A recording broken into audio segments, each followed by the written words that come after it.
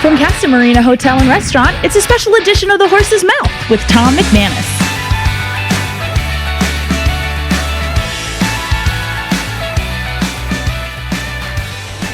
All right, how you doing out there? Welcome into another edition of The Horse's Mouth. We are live on location in the heart of Jacksonville Beach at the Casa Marina Hotel, a historic inn. And I tell you what, if you've never been here, you got to check it out. Great beach, great rooftop bar, great food, great everything right here at the Casa Marina. I know it well. It could have been one of my stomping ground stops back in the day, but we're here for a great cause tonight because we're going to celebrate a charity that helps people. And I'm always about that, as you know out there. We love this community, how we always come together and support one another and try to help one another. And we're going to highlight some people tonight, no question about it. We're talking about Chemo Noir. Yeah, it's a cool title. We're going to find out all about that. Kat is here, Kat Casey. She's the founder of Chemo Noir and a cancer survivor. Kat, how are you? I'm great. Great Tom, how to are you see tonight? you again. Thank you. Thanks for coming. Thank you. Tell us about Chemo Noir, how it started, what you've been doing with it, and what's coming up. Well, Chemo Noir started from my own cancer journey. Cheers, bud. Cheers, thank you. Proud survivor will be 5 years this summer, so very, very stoked. But, you know, when I was going through my treatments, every other week I would have what I call my good weeks. And if I could sip on a little bit of wine with my mom or a friend, I would call those my Chemo Noir nights. Okay. And then when I got through cancer, I was completely flabbergasted at the financial impact it has on people with money, with insurance, without money. Right. I was watching people in the room with me, just too many sad stories about people that couldn't get what they needed because of money. And tons of money goes to research. There's so many good people doing great things for cancer out there. And I just want to do something that helped the financial burden of people, because it's stressful enough trying to fight for your life with cancer. Yep. Then to have that additional burden is just tremendous. So that's how Chemo Noir started, and we're just in our third year. So You're in your third year. Yes. So how did you formulate? Oh, you came up with the title, obviously, Yes. but how'd you formulate the organization to really be able to reach out and help people? Well, I'm a marketer by trade, Okay. so I've been in branding and marketing for, I don't want to date myself too badly, but we'll say 15 plus years at this Okay. point. And so when I came up with the name, I, honestly was having a nice glass of wine one night and did the logo. I think I was in Cooper's Hawk, I can't remember. But it was catchy. At first I wanted to actually bottle wine and sell wine as part of this, but when I did crunch the numbers and being the business dork that I am, I realized I can't make enough money to fund anybody for 3 years. So I flipped it and decided to do wine-centric events. Okay. People are going to drink wine anyway. It gives a reason to bring community together. And then that's how we started the fundraising efforts. It was just through events. We have two big ones every year. We have a race that's coming up right here in June 15th. And we've just been really successful. We've doubled year over year, and it's kind of been just my passion project. I do this on the side, and we just have great awesome supporters and just You're amazing. helping people. You're doing the good work that you're supposed to be doing. Yeah, That's I wanted fantastic. to give something back. I mean, I'm on the other side of it, and I know what it was like to go through it. So. Right. So you help people be able to afford these chemo treatments. Yes. If they need help, you help them financially. And a lot of it ends up being like the incidental stuff, which my two friends here I'm sure can attest to. But insurance does cover a lot of it. But people need different treatment for different cancers. They go through different experiences, and so all that kind of stuff adds up. If you ever been in the hospital, you sign a bunch of forms. Oh yeah. And then you get a bunch of envelopes from a bunch of different people, and you try and figure it all out. So my number was incredible. I was 6 figures in the hole by the time it was all through. So I just knew that I was lucky enough to be able to take care of it, but I knew a lot of people that weren't. So you have money, or you have events, you raise money, and then you have recipients for that funding. We have two awesome recipients right next to you. Amazing. Deborah Nearville. Hi, Deborah. How are you, sweetie? Nice to see you. Yeah, and Travis, right? Travis. Yes, sir. Pleasure. What's your last name? Martin. That's right. Two cancer survivors, or at least in remission. They have their own stories to tell, but why these two? How did they become the recipients?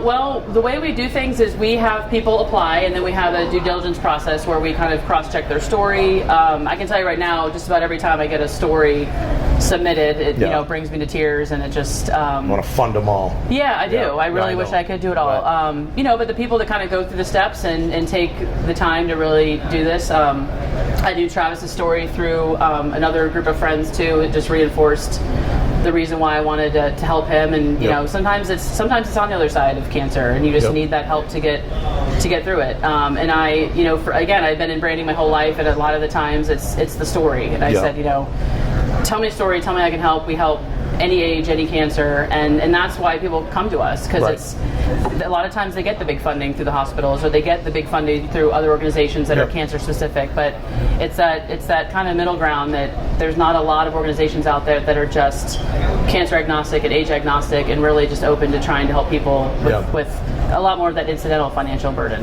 Wow, that's incredible. Travis, your story is incredible as well, how you overcame such a traumatic illness at a crazy time in your life. You're just about to get married. Why don't you tell our audience your story? Okay, perfect. Well, it's truly by the grace of God that I'm sitting here today, live and able to speak.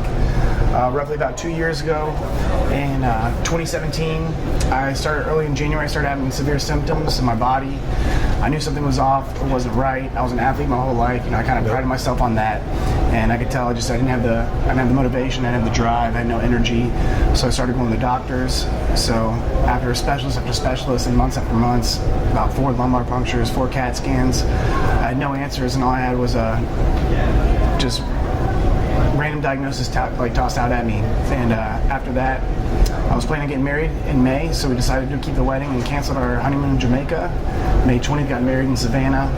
I had a great wedding, and then 4 days later, I found myself in the hospital downtown in Baptist. And that's when initially the doctors thought I was a drug addict, because my brain essentially was functioning by itself, and I don't remember the trip. I fell asleep in Orlando, woke up. Apparently I was having conversations, don't remember any of it. So still without a diagnosis, they decided to do an emergency craniotomy about a week into the hospital, where they drilled in my skull, took out a sample of my brain. After that, they tested it, and my body was quickly basically going through a demise, and I was dying at a rapid rate. So they did an emergency craniotomy. I woke up from that, I was fine. And then I started shaking uncontrollably for hours. Fortunately, my family and my brothers were there, and the next day I woke up with a temperature of almost 106. I was like that for 12 hours. So they thought if I ever did wake up, I'd be at least brain dead. And it was that night when they finally got my temperature down, where a doctor was called in, and he gave my parents and wife a week and a half the option of giving me a double dose of chemotherapy in a coma, which is not their typical practice or protocol. But he said because of my age and my youth that, that's probably what he would suggest. Yep. And they made the decision to do that. So after that, they administered the 2 double doses of chemotherapy, and I woke up 6 days later out of unresponsive coma and started my journey. Wow. And within 8 months, I was cancer-free. All right, that's great. Congratulations. Yeah. What does it mean to be one of the recipients of the Chemo Noir funding? I think the big misconception is that once you beat cancer or you survive, everyone thinks life is good. Yeah. But what they don't know is that life continues on while you're sick. Life will hit you in the face when you get out. Yeah. So you might have won that battle, but you're going to lose the war against life because you're not prepared for that. Right. At 33, I wasn't ready to fork out $500,000. Wow. I didn't have the money, and just things like you said, she said sometimes it's medical, sometimes it's life after that. And the biggest thing that came out of me is it took made me feel okay to be a survivor, made me feel okay to live, and not like I was getting punished for surviving. It took that weight off my shoulders, so that's something I'm forever grateful for. Because you don't know what to expect, and everyone's story is different, and it's all awesome.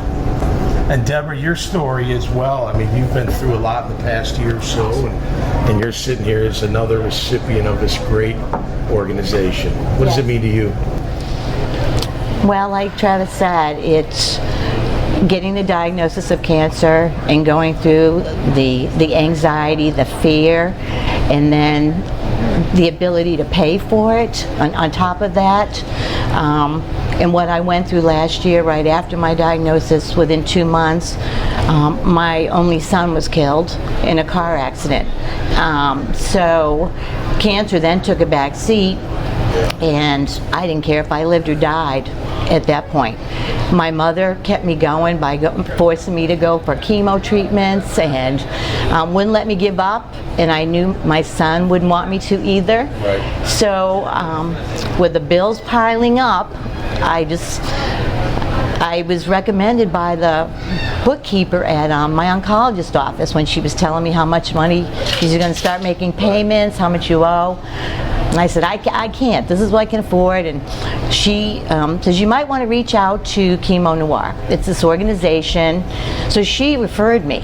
So I sent Kat an email, not thinking anything would come out of it because nothing was working out, and she responded immediately and took care of it, and with an email. She had never met me. You guys just met today? Yes, just met her today, and she is just like an angel that was put here to help me. Well, and you're in remission as well, aren't you? You had breast cancer? I have breast cancer, yes. So I will have a scan in October, and that'll be my 1 year.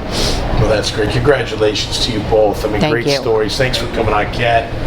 You rock, girl. Thanks, man. You rock. More to come right here from Casa Marina Hotel. Yeah, we're talking Chemo Noir. We're going to be talking about the race as well. Stay tuned. More to come right here on The Horse's Mouth. Brought to you by